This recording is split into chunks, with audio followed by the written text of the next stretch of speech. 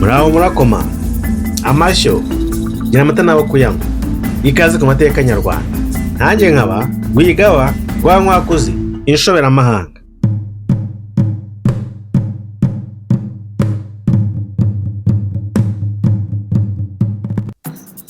Inshoberamahanga ni iki?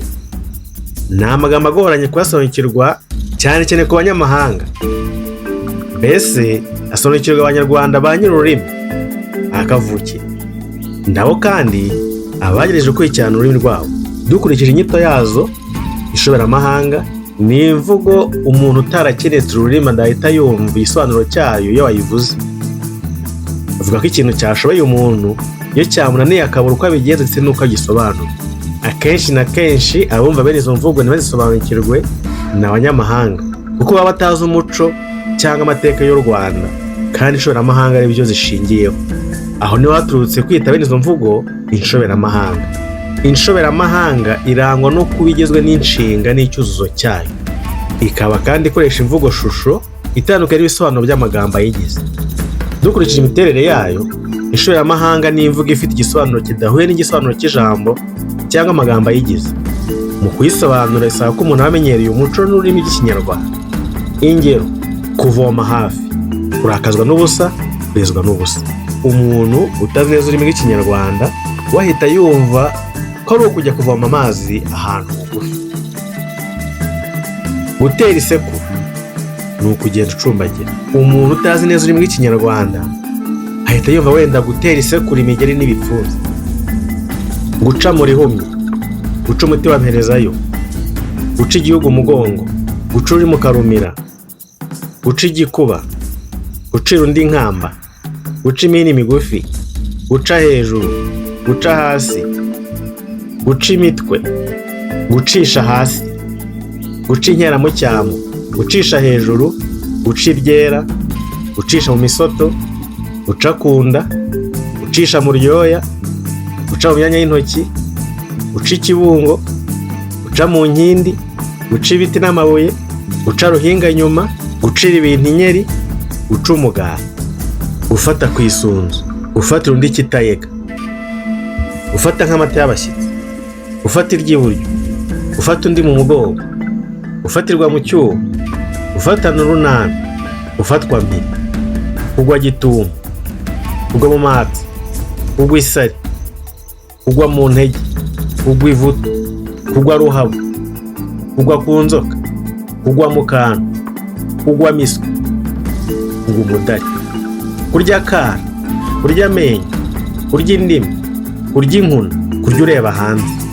Gufumbira umunaba, gutaba mu nama, kuvomera mu rutete, guhunda intera, gutega zivamo, kuziba icyuho, guhabwa akato, gutera isekuru, kwambara ukikwiza, guhenera umugina, gutererayo utwatsi, kwesa umuhigo, gukama ikimasa, guteza ubwega, kwiba umugono, gukambya agahanga, gutunga agatoki, kwica ijisho, gukanga rutendere, koga runono, kwihungura ugutwi, gukanja amanwa, konsa umuhini, kwimyiza imoso, gukizwa n'amaguru, gushyiraho igitutu, kwinyara mu isunzu, gukoma urume, kuba mu rinini, kwirya ukimara, gukora hasi, kugira udubi, kwitana ba mwana, gukura ubwatsi, kumara amavuta, kwizirika umukanda, gukura y'amaso, kumena ibanga, gucurangira abahetsi,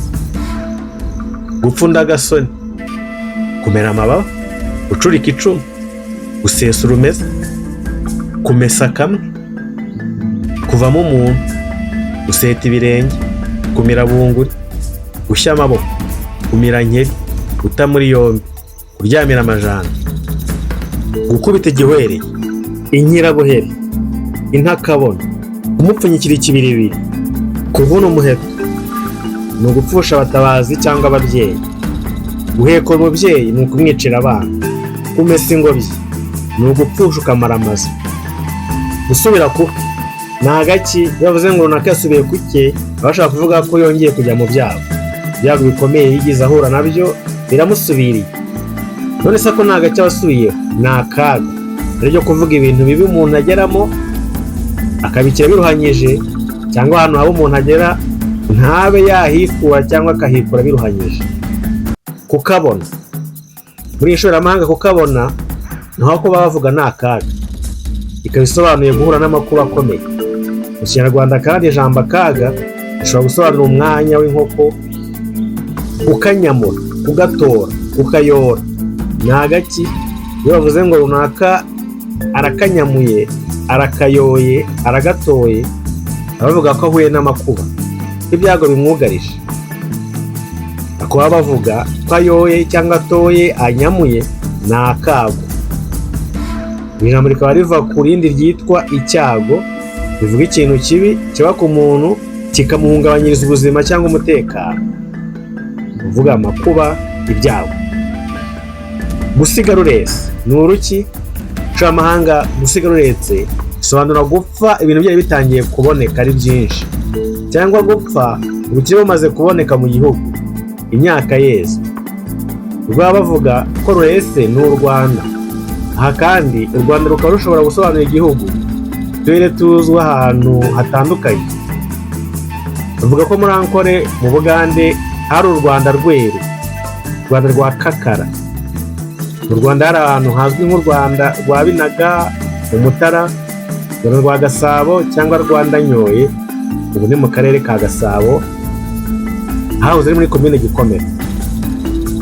Urwambika ibirenge, imyishywa, uruki ni u Rwanda bavuga, bigasobanura kuzerera, kugendagenda ntawe ufite ujya cyangwa nta mpamvu ikujyana imihanda yose ugendamo, ugenda utigiye. Akanguhe twumva mu ishoramahanga ni iki?